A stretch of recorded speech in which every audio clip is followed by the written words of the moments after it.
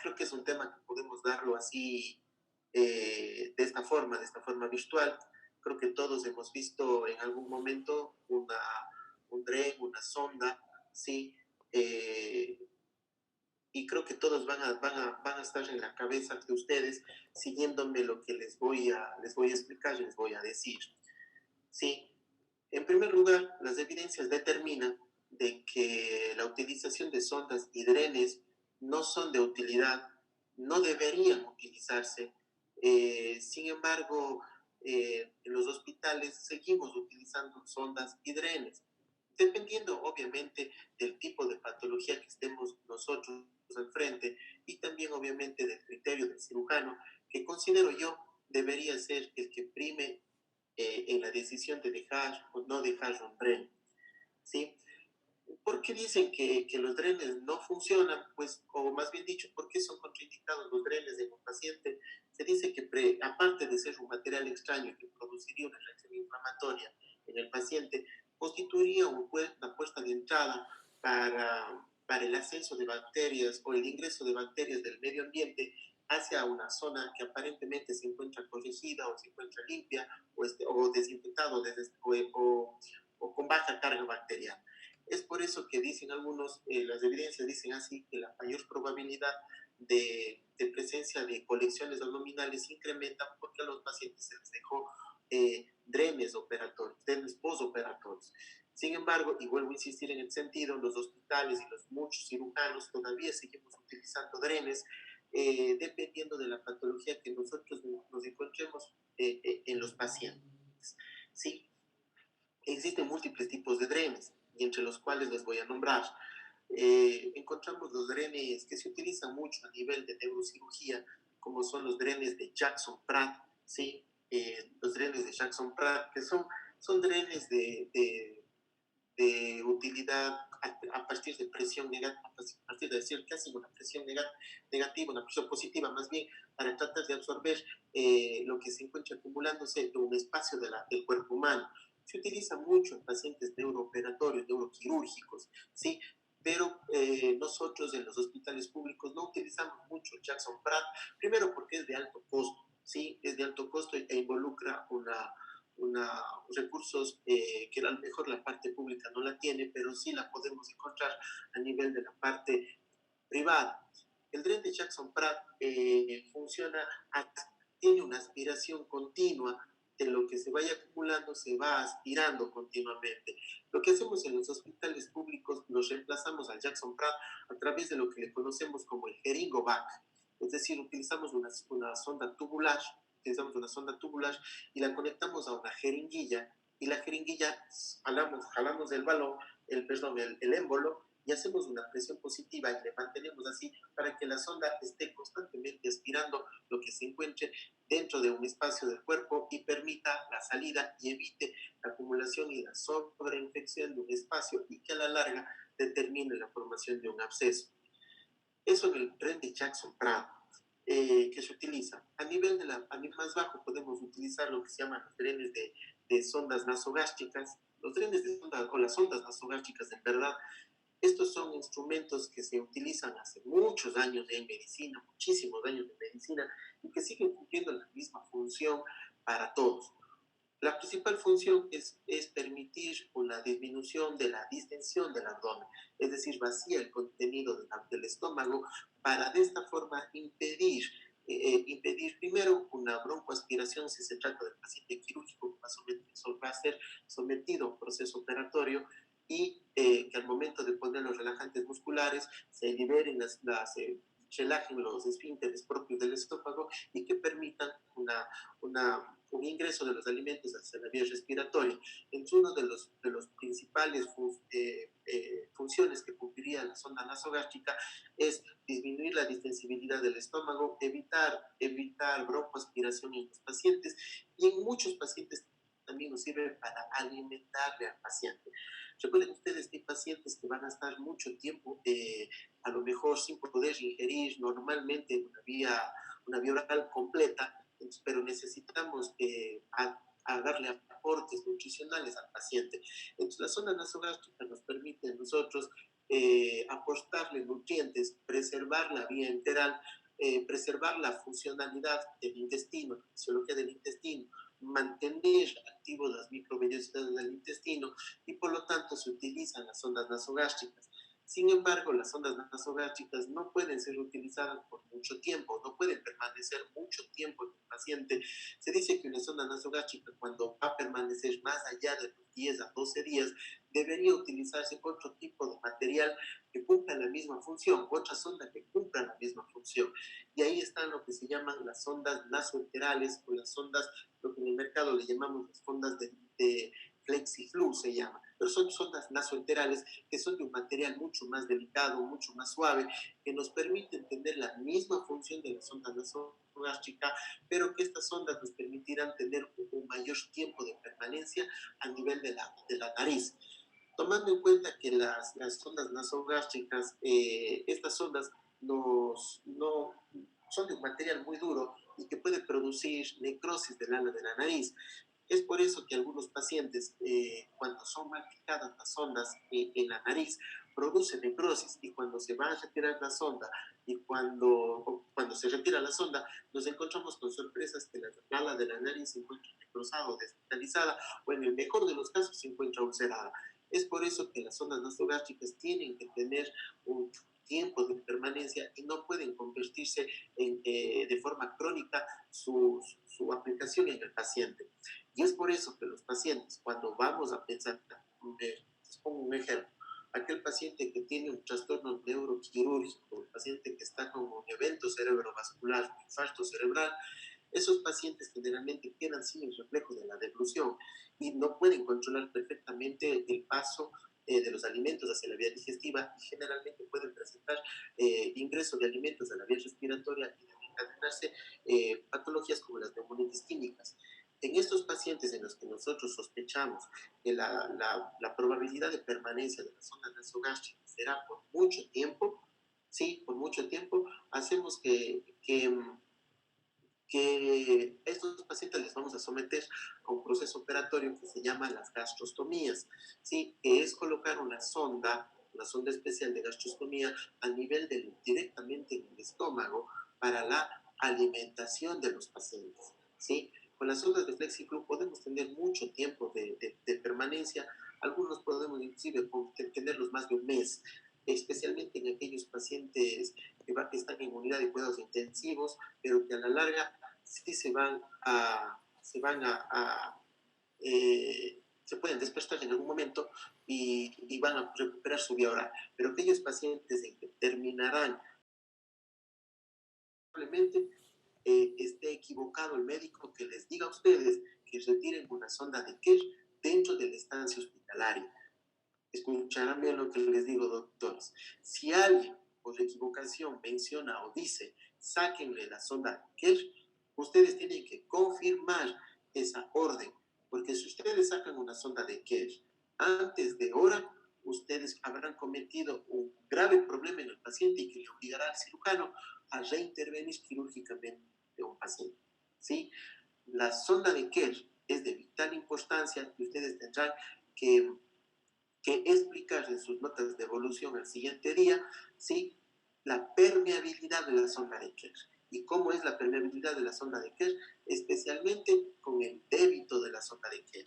Es importante que ustedes establezcan en sus evoluciones el débito de la sonda de Kerr, cuánto ha debitado la sonda de Kerr, qué es lo que debita por la sonda de Kerr, ¿sí? Y si la sonda de Kerr se mantiene en su posición que la dejó el cirujano en el abdomen del paciente, ¿sí? Eso es de vital importancia. Y habíamos hablado con ustedes en algún momento que el débito de bilis del hígado oscila entre los 800 y 1200 mililitros de bilis en 24 horas, ¿sí?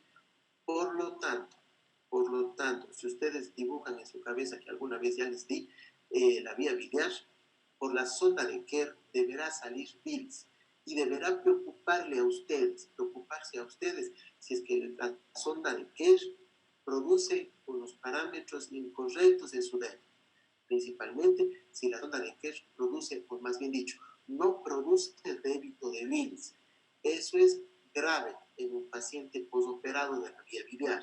Si no produce bilis, tendrá que ser informado al residente y el residente informará a su médico tratante. No es posible, doctores, que escucharán lo que les digo. No es posible que la sonda de Kerr colocada haya dado un débito de 0 en 24 horas, tomando en cuenta que el hígado produce entre 800 y 1200 de bilis.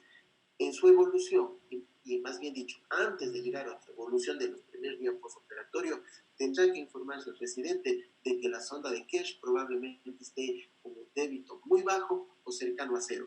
Eso debe tenerle o ponerle en alerta tanto al residente, empezando por ustedes, al interno, ponerle en alerta al residente y de seguro al cirujano cuando recibe esta noticia le presentará o será un dato que no le gustará mucho y empezará a manejar opciones de lo que probablemente pudo haber pasado. ¿Qué pudo haber pasado en el paciente cuando dé una sonda de Kerr en 0? Probablemente la sonda de Kerr se salió. Es frecuente, doctores, es muy frecuente, es muy frecuente. Entonces, verán, la sonda de Kerr, como les decía a ustedes, es una de las sondas más importantes que se encuentran en la vía biliar. Este es de vital importancia para el cirujano. ¿Sí? Por lo tanto, la sonda de Kerr es una sonda en T, ¿sí? Es una sonda en T que estará colocado en la vía biliar principal. Y por lo tanto, ustedes tendrán que analizar las diferentes cosas que les estaba diciendo en cuanto a su débito, el tipo de débito, etc. Esta sonda de Kerr, ya habíamos hablado de eso, esta sonda de Kerr tiene que producir, si el hígado está produciendo entre 800 y entre 800 y 1200 centímetros cúbicos de bilis al día, ¿sí? Esta sonda de Kerr tiene que recolectar bilis, no puede no recolectar bilis, ¿sí? Cuando el débito por esta sonda de Kerr se encuentra en 0, ¿sí? Esto tiene que ser comunicado al residente porque esto no está bien, esto está mal, ¿sí? Esto quiere decir algunos aspectos. Uno, que la sonda de Kerr, en vez de estar a nivel de la vía biliar principal, recuerden que este es el hepático, este es el hepático derecho, este es el hepático izquierdo, ¿sí? Este sería el hepático común, y este de aquí sería el conducto colédoco. Este sería el colédoco. Entonces, cuando ustedes le dicen al residente que la sonda de Kerr ha dado 0, el residente va a tener un problema ya en su cabeza de saber qué lo pudo haber marcado, ¿sí? Y obviamente empezará a tratar de buscar una idea de lo que pudo haber pasado o de lo que está pasando en el paciente. Entonces, las opciones que puede tener el paciente del por qué esté dando 0 en la vía biliar, ¿sí? Podrá ser que la sonda de Kerr nunca quedó dentro de la vía biliar, ¿sí? Que probablemente la sonda de Kerr se quedó acá, ¿sí? Se quedó fuera de la vía biliar y por lo tanto el débito de este paciente jamás podrá dar bilis porque el Kerr se encuentra fuera de la vía biliar. Esa es una de las opciones, las más frecuentes que suceden eso. Y aquí tiene que ver mucho lo que el cirujano cuando le tiene la confianza al presidente y le dice, es a la pared, y el presidente comete una imprudencia y acciona la pared más de lo que debe, la sonda de Kerr sale de la vía biliar y por lo tanto no va a dar bilis, ¿no es cierto? Y otro error común, también tienen que ponerse a pensar ustedes, es que cuando se fija la sonda de Kerr ya a nivel de la piel, y esta es la pared abdominal, y acá se encuentra ya la sonda de Kerr exteriorizada del cuerpo humano, cuando se fija la piel, la sonda de Kerr en este punto, ¿sí? Puede haberse hecho un nudo, una sutura demasiado ajustada, demasiado apretada, y por lo tanto existe la posibilidad de que esté en la vía biliar, pero la otra posibilidad es de que esté siendo muy sujetada o ha sido muy sujetada a nivel del punto que le pusieron en la piel. Es por eso que los tienen que ir de lo más fácil a lo más difícil. Comprobar que este punto no se encuentre obstruido, que la sonda no se encuentre doblada, ¿sí? Antes de pensar en la posibilidad que la sonda de Kerr se encuentre fuera de su posición, ¿sí?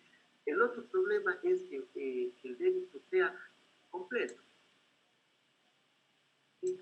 Que en vez de darme el mínimo con la cantidad adecuada, me está dando un débito completo de bilis, es decir, me está dando los 1200. También es un problema y también tiene que ser comunicado, pero es un problema menor al que se salga la sonda, porque si la sonda está dentro del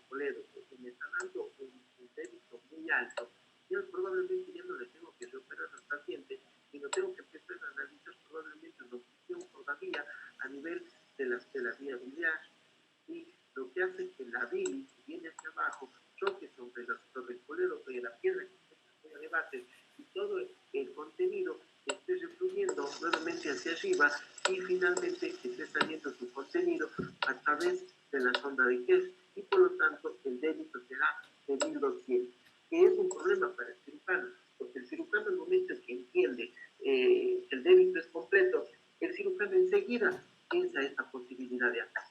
Y dejará que, pero no le preocupa tanto, no le va a preocupar tanto, porque la bilis estará saliendo a través de la sonda de Kerr y por lo tanto no estará estancada la bilis y por lo tanto no se presentará cuadros de colangitis, porque la bilis estará fluyendo hacia afuera y el hígado seguirá produciendo y seguirá fluyendo.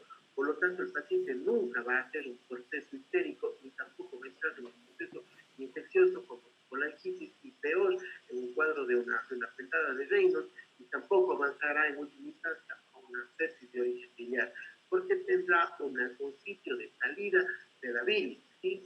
Pero el cirujano ya tendrá su inconveniente porque sabrá que no le va a poder sacar la sonda de Kerr en el tiempo adecuado. No le va a poder sacar porque sabe que primero tiene que liberar la obstrucción de acá y tendrá que hacer otras maniobras, como por ejemplo la CEPRE, para liberar esta piedra y hacer que la bilis nuevamente fluya al intestino y ahí sí poder retirar la sonda de Kerr. Yo les decía a ustedes en el principio que esta sonda de Kerr no se puede retirar por supuesto de tenido algunos errores por parte de los chicos internos que hacen o retiran la sonda de Kerr antes de lo que deberían retirar. Entonces en la prescripción dice retirar sonda de Kerr, ¿sí?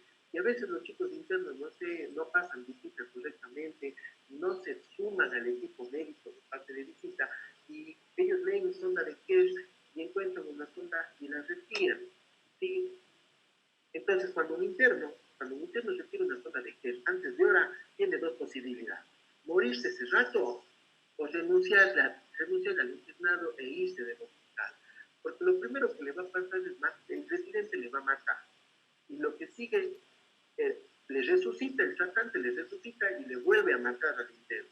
¿Sí? Por lo tanto, chicos, confirmen esa orden de retirar la sonda de Kerr. Generalmente la sonda de Kerr no la retiramos en medios hospitalarios, la retiramos en la consulta externa cuando el paciente llega a las 2 semanas de la operación realizada. No se quita la sonda de Kerr, confirmen esa prescripción y retírenla. Y no confundan, la sonda de Kerr es una sonda tubular que funciona por gravedad. No es igual al tren de Kerr. Se llama sonda de Kerr, no se llama DREN. El DREN tiene otra función. La sonda de Kerr tiene una función de drenar la vía biliar, eso se llama DREN. Sonda de Kerr. Y esta libera bilis o arrastra bilis desde la vía biliar principal hacia el exterior. Estamos, escucharán lo que les digo, doctores, no serán malitos. Es gravísimo retirar una sonda de Kerr porque obligarían al cirujano a reintervenir paciente. ¿Sí? Ahora, ¿cuánto debita la sonda de Kerr normalmente? Debita en el término entre 0 y 1200. Si debita 400, estamos al pelo, estamos perfectos. Es más, ustedes como internos se quedarán tranquilos porque dicen y hacen esta lógica de pensamiento. El hígado produce 1000 centímetros en promedio. La sonda de Kerr me está dando 400. Quiere decir que el Kerr cumple, está en la vía biliar, está drenando lo que debe drenar y finalmente abajo no hay obstrucción. Esto no existe abajo y los 600 de promedio que están faltando entre los 400 para llegar a mí, faltan 600, está pasando al intestino. Quiere decir, muy probablemente que la cirugía a la que fue sometido el paciente cumplió con éxito o está resultando exitosa para a través de los resultados que estamos teniendo. Eso es una sonda de Kerr, doctor. La sonda de Kerr, escuchará, no se, creo que de esto ya hablamos en algún momento, no se retira antes de los 15 días, así dicen los libros. Yo les retiro a los 20 días, pasado los 20 días los retiro, ¿sí? No se retira. Y si por accidente se retira antes de los 15 días, hay que esperar que esa fístula, que es el objetivo final de la colocación de la sonda de Kerr, que es una fístula entre la vía biliar y la piel, que se llamará una fístula bilio-cutánea, se forme. Yo podría a lo mejor pasarle la sonda a través de la fístula y hay una sonda tubular delgada a través de la fístula y permitido garantizar que siga cumpliendo su función. Porque aparte de cumplir el tiempo necesario para que reciba la sonda de Kess, es importante que se cumpla, aparte de eso, una radiografía, se llama una colangiografía de la sonda de Kess. Entonces, los imaginólogos aquí conectan una jeringa, ¿sí? Una jeringa y a través de mandar al medio de contraste y tomarán una radiografía. El medio de contraste lo que hará es dibujar la vía perdón, el intestino, el duodeno en este caso, ¿sí? Y si se dibuja el duodeno, quiere decir que esto de aquí no existe, la bilis que estará atravesando el duodeno y yo podré determinar ahí, en ese momento, retirar la sonda de Kess. Entonces, dos requisitos.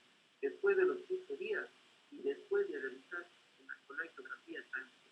Por lo tanto, cuando ustedes encuentren una prescripción de retirar sonda de Kess, confírmenla y pregúntense a ustedes mismos. El paciente ya pasó los 15 días de la cirugía. Si pasó los 15 días de la cirugía, probablemente sí deba retirarlo. El paciente fue hecho una colangiografía antes de retirarle la sonda, y es no, pues no la retire. Y díganle al residente, que a lo mejor es un residente sin experiencia, y díganle que hay que realizar una colangiografía antes de retirar la sonda de Kess y probablemente salgan agradecidos. ¿Sí? O si no, como les dije, retiran la sonda de Kess sin cumplir los criterios, el residente primero les va a matar, luego el tratante les va a resucitar y les va a volver a matar. Así que mucho cuidado con la sonda de Kess. De hecho, hay otros tipos de sondas que se utilizan, ¿sí? Que se utilizan en cirugías. Yo tenía solo una duda. ¿Cómo diferenciamos, o sea, viendo si es que es una sonda o si es que es un DREN, o sea, para no confundirnos? ¿Hay alguna como que diferencia visible así, o sea, o no? No visible, por la función que cumple. O sea, nosotros viendo no podemos decir esto es una sonda de Kerr o esto es un DREN. No, la sonda de Kerr no existe otra igual. La sonda de Kerr, como les decía, es una sonda tubular. Es una sonda en T, así como la estoy dibujando. La sonda de Kerr es una sonda entera. ¿Ya? No sé si me pueda conectar a internet. ¿Cómo se llama eso? Al inverso, ¿no es cierto? Es medio de contacto. Déjenme ver si puedo conectarme a internet para mostrar las imágenes de eso. Y es muy buena su pregunta.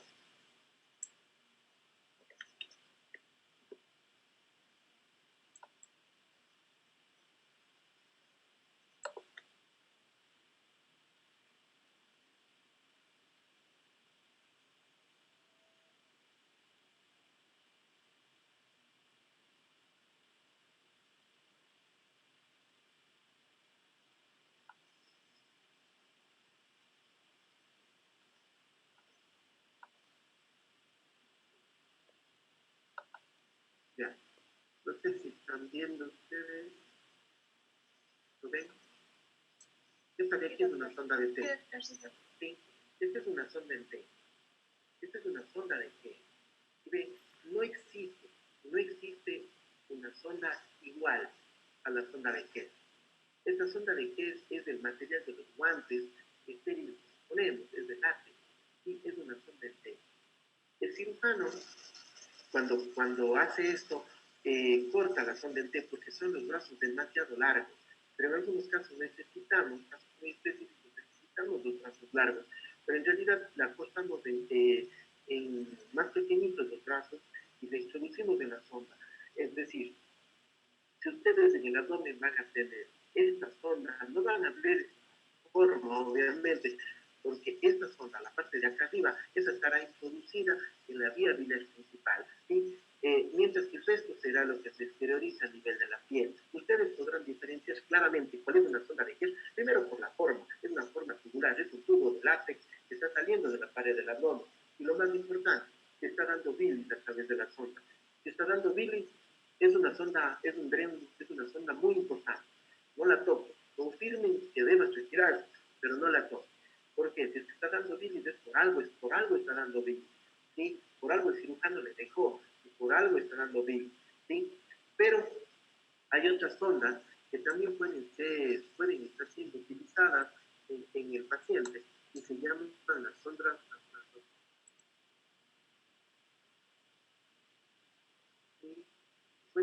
Están utilizando el cirujano junto con la sonda de Kent y que se encuentran siendo los drenes, el tren de Pedro, por ejemplo.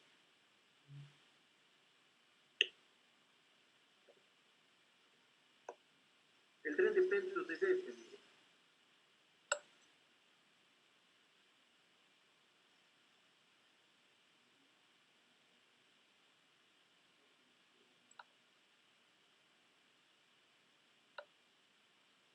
No sé si lo ven en sus pantallas. Este es el tren de Pedro, ¿sí?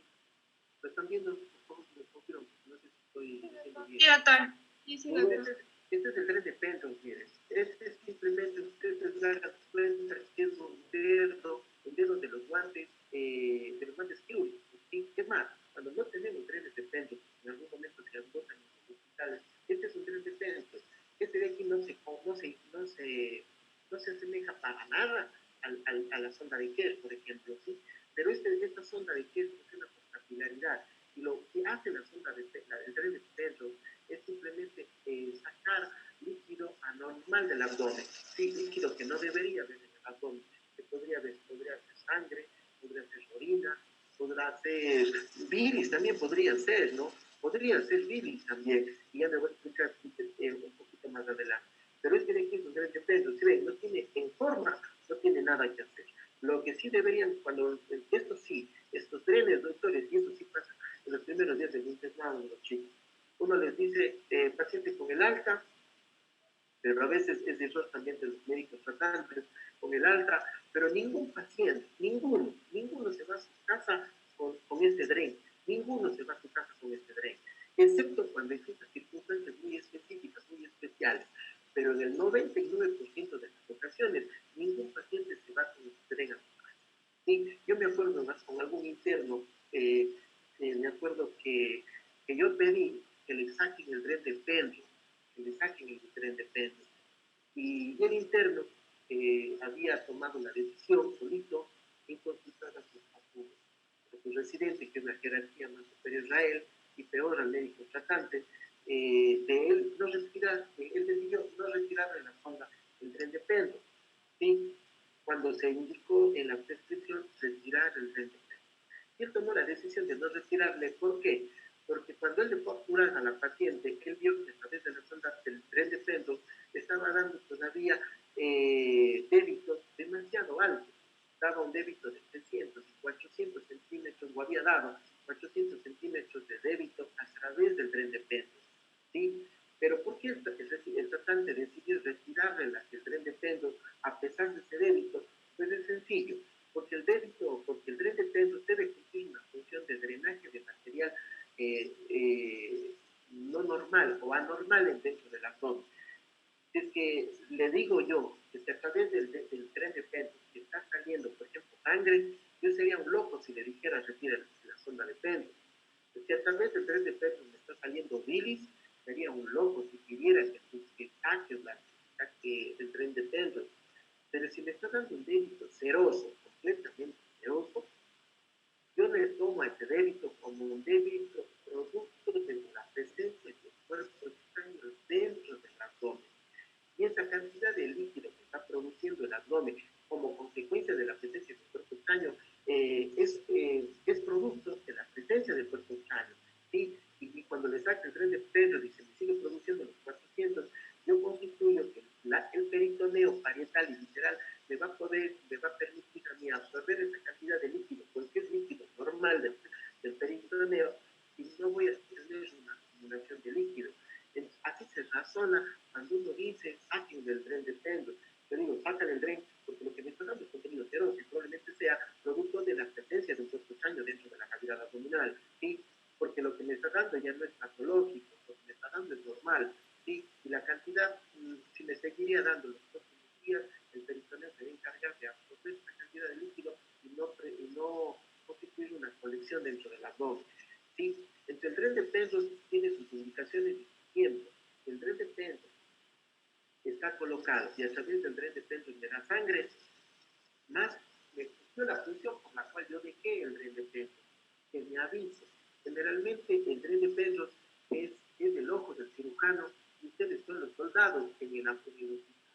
Y el tren funciona como el ojo del cirujano porque a lo mínimo que se está produciendo me va a producir una salida hacia el exterior y ustedes que son los soldados que cuidan este débito van a poder transmitir lo normal y lo anormal de lo que produzca el veno. ¿Sí me explico? Si es que ustedes me dicen, doctor, a través del tren de Penrose me ha dado 500 centímetros de sangre, entonces, primero, les hablaría, no por lo que me comunicaron, les hablaría porque me han dicho tardíamente que está dando 500.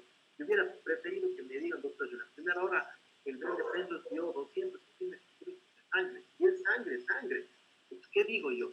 A través del tren de Penrose me ha dado ya 200 ahora, quiere decir que existe el doble o el triple de sangre dentro de la cavidad abdominal y probablemente este paciente yo lo tenga que operar inmediatamente a este paciente. Pero si ustedes me dicen, doctor, yo 100 centímetros en un periodo de 24 horas, yo digo, es un débito probablemente normal, no me preocuparía mucho, más aún si el estado hemodinámico del paciente es estable, no me preocuparía mucho y más bien me esperaría si le dijera a ustedes, y como orden hacia ustedes, internos financieros, les dijera que vigilen más de cerca el débito del tren de Penrose y que tengan precaución con los signos vitales del paciente.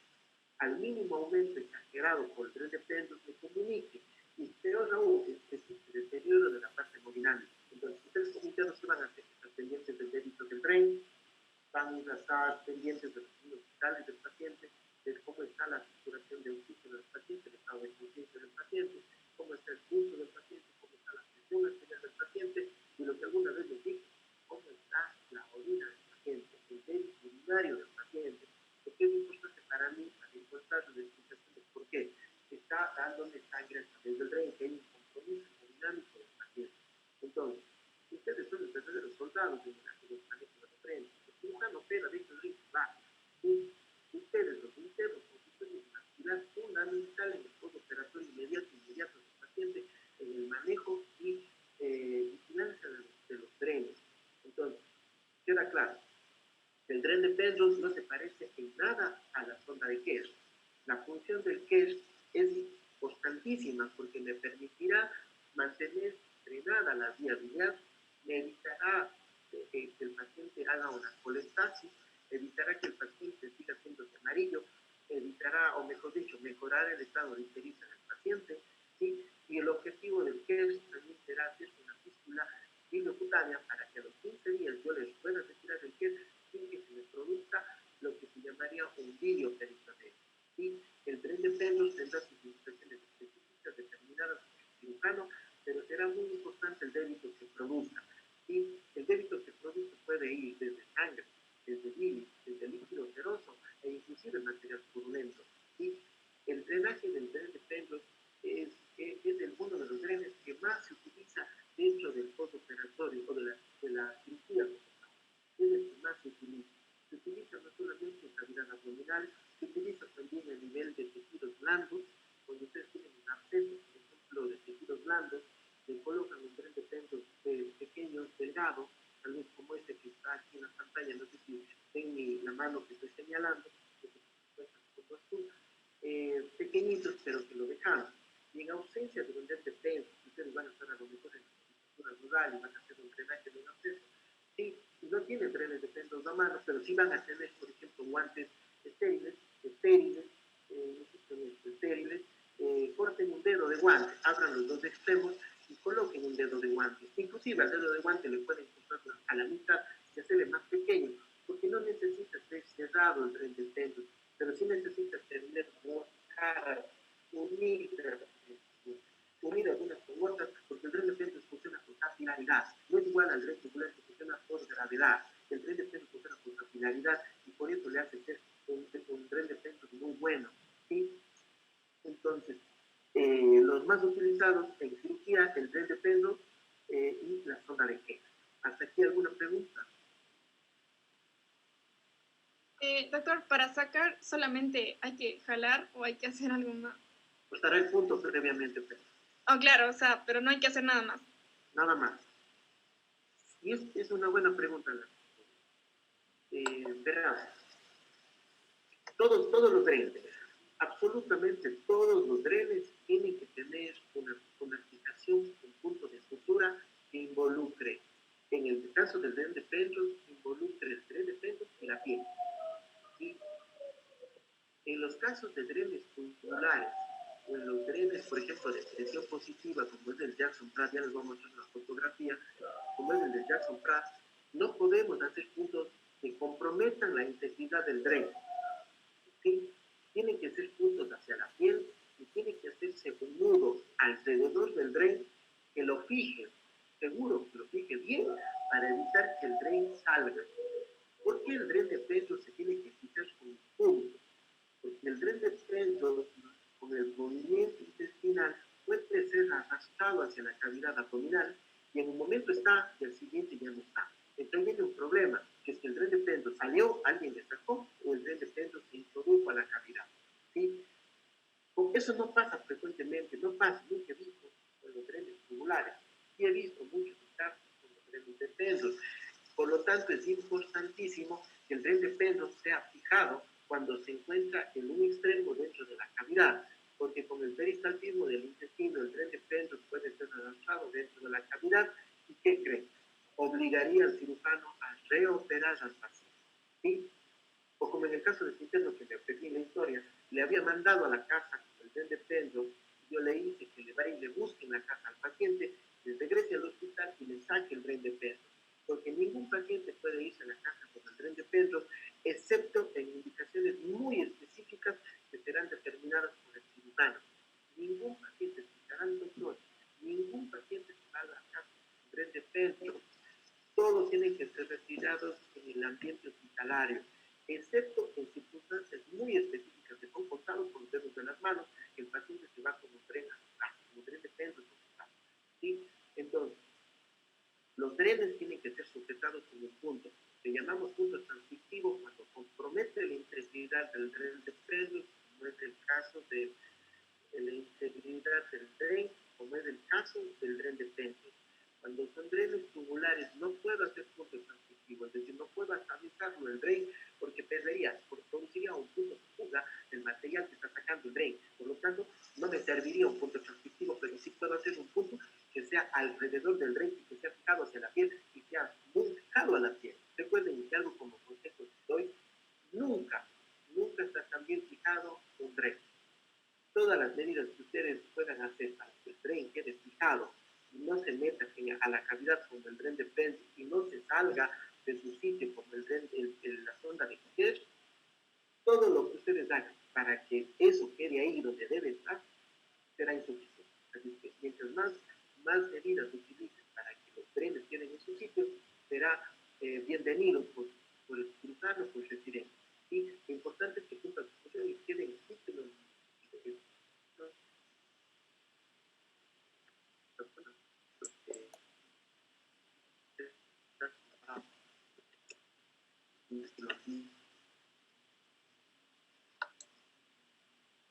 Este es el dren de Jackson Pratt. ¿Sí? ¿Sí ven? Este es un dren de Jackson Pratt. Aquí es un poquito más claro. Este es una bolita, una perita, una bolsita. ¿Sí? Si ven, tiene dos entradas. Una, esta de aquí, es la que le da la presión positiva al dren. Entonces, para hacerle yo presión positiva al dren, primero destapo esto, saco todo el aire que se encuentra dentro de esta pera, le aplasto a la perita, saco todo el aire que está ahí, en el momento que está aplastada y he extraído todo el aire, le vuelvo a sellar, ¿sí? Le vuelvo a sellar, ¿sí? Y eso quedará achicharrado, aplastado, ¿sí?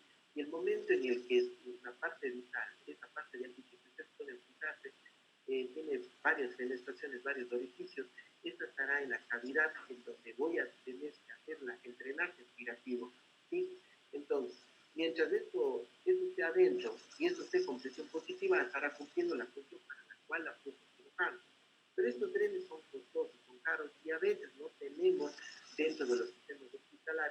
hacemos lo que se llama los queridovacs, que sustituyen a esa perita, pero la función es la misma. ¿Sí? No sé si habrá fotografías de eso, son algo artesanales,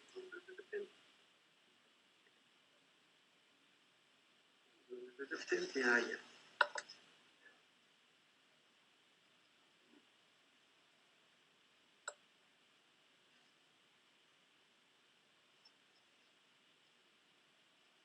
No, no hay.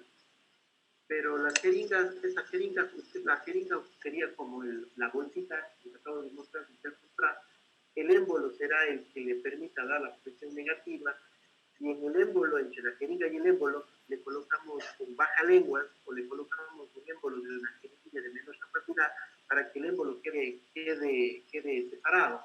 Recuerden hacer la presión negativa, la presión positiva, más bien una vez que la cirugía haya terminado, porque si le hacen antes y aspiran, no van a tener presión positiva nunca. ¿Estamos? Ya. Preguntas hasta aquí, doctor.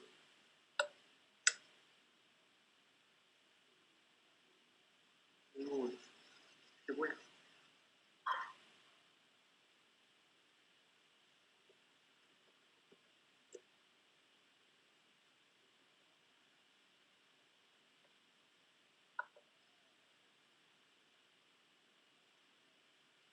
Hay otro dren que se utiliza mucho en cirugía, ¿sí? Que se llama la sonda de Saratoga, o dren de Saratoga, se llama, ¿sí? ¿Sí? Se utiliza. En realidad, sí, algunos cirujanos, depende de su escuela, lo utilizan. En realidad, yo lo utilizo muy poco, pero es importante que ustedes lo sepan. ¿Sí? Este dren de Saratoga no hay una imagen muy clara, pero es una sonda tubular dentro de un dren de pelo. ¿Sí? Voy a dibujarlo más bien a ver si lo puedo explicar mejor. ¿Sí?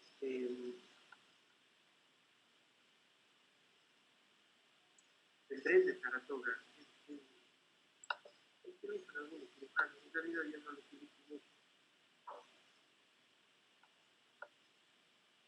¿Ya? Entonces, ustedes ya vieron que el dren de pendos es simplemente una lámina de látex colapsada en paredes, ¿sí? Pero dentro de esta sonda de pendos, dentro de la sonda de pendos, le ponemos un dren tubular, ¿sí? Le ponemos un dren tubular.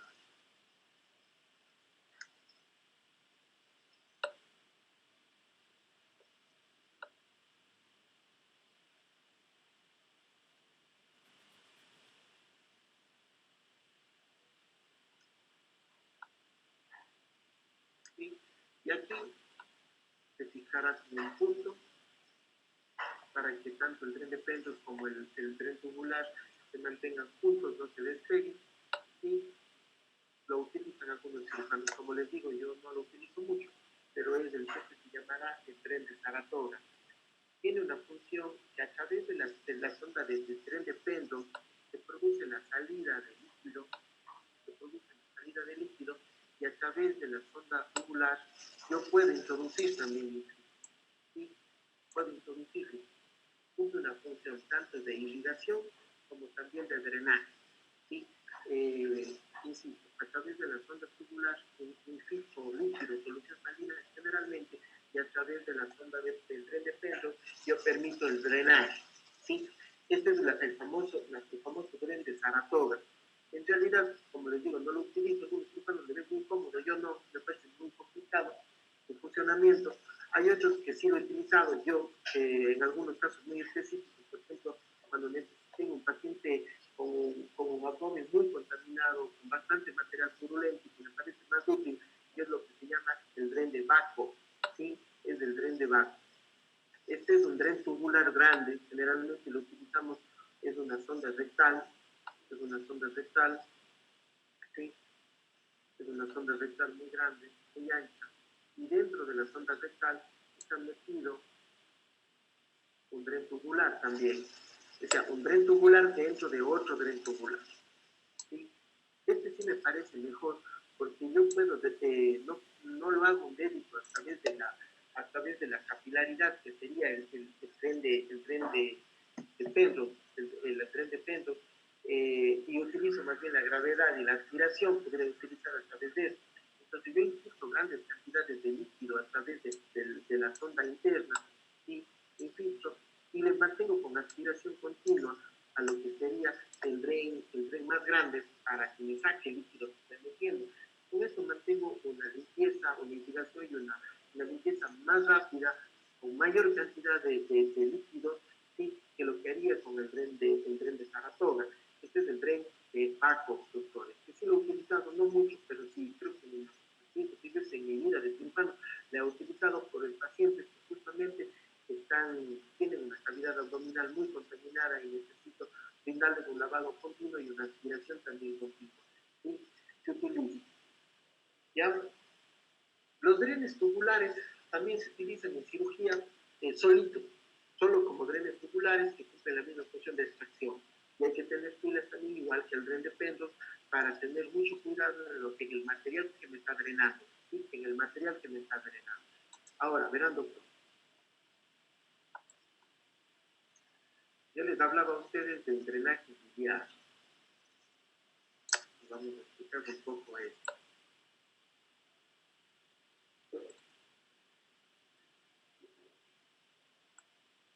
¿Por qué hablo yo del drenaje biliar? Que no le toquen a ustedes, no toquen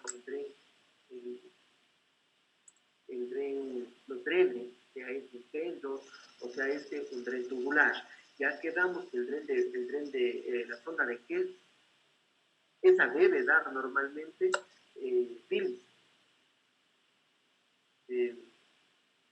Debe dar bilis, ¿no es cierto? Entonces, cuando yo tengo una sonda de Kell colocada, espero que está acabando la batería y no tengo el cable a mano, ¿sí? Yo puedo tener la sonda de Kell aquí puesta, ¿no es cierto? ¿Ya? Pero yo puedo tener lesiones en la vía biliar, ¿sí? Lesiones en la vía biliar, o que la sonda de Kell no quedó tan ajustado el orificio y que se me encuentran dando bilis, fuga de bilis, que no están dando a través de la sonda de Kell, ¿sí? Bilis y se me está dando a mí un biloperitoneo. Entonces, aparte de la sonda de Kell, yo le dejo aquí al paciente una sonda, un dren de pelo, ¿sí? Por la cual también le va a estar dando bilis. Entonces, en sus evoluciones y en sus controles, ¿sí? Vamos a ver una salida de material biliar, tanto por la sonda de Kell como también por el dren de pelo. Entonces, en ese caso, no puedo sacar la sonda de Kell y tengo que hacer una cuantificación estricta de lo que me da la sonda de Kell y de lo que me da el dren de Penrose. ¿Sí? Cuando al cirujano ustedes le dicen que a través de la sonda de Kell está dando bilis, lo que tenemos abajo se nos sube acá arriba, porque automáticamente nosotros sospechamos de una lesión de la vía biliar. ¿Sí? Si es que este débito va aumentando más que la sonda de Kell, la lesión, sabemos que la lesión es un poco grande y que probablemente tenga el paciente que ser sometido a una intervención quirúrgica. Cuando el débito a través de la sonda del tren de Penrose es pequeño, nosotros podríamos esperar y sabemos que la lesión puede ser tan pequeña en el transcurso de los días que este tren de Penrose se transforme y ya no dé el contenido biliar. Cuando el débito de la sonda del dren de Penrose ya sea de 0, no sea biliar, entonces sí, este dren se va hacia afuera. Mientras la sonda del dren de Penrose sea biliar, yo no puedo sacarle la sonda. No hay cómo sacarle la sonda al paciente. Pero si es que el débito en otros casos sea una apendicitis complicada con peritonitis, yo le dejo la sonda de Penrose por debajo del ciego, ¿sí? Le dejo por debajo del ciego, entonces esta sonda de Penrose estará por debajo del ciego y estará recogiendo toda la parte que se está acumulando por debajo del ciego. Entonces, si esta sonda de Penrose me está dando líquido seroso, yo le saco el dren. Pero si este dren me está dando material purulento, no le saco al dren. No le puedo sacar al dren. Porque quiere decir que debajo de eso, o donde está de la sonda de Penrose, el dren de Penrose, está produciéndose un absceso y el débito se estará eliminando. Si le saco el dren de pedos, produciría una colección abdominal que me obligaría al paciente a operarle nuevamente. Entonces, los drenes, doctores, para concluir, los drenes tendrán que ser estudiados de acuerdo al objetivo por lo cual puso el cirujano. Dos, dependerá su estación del débito, de la cantidad del débito, sí, y para la función de la cual el cirujano la puso. ¿Sí?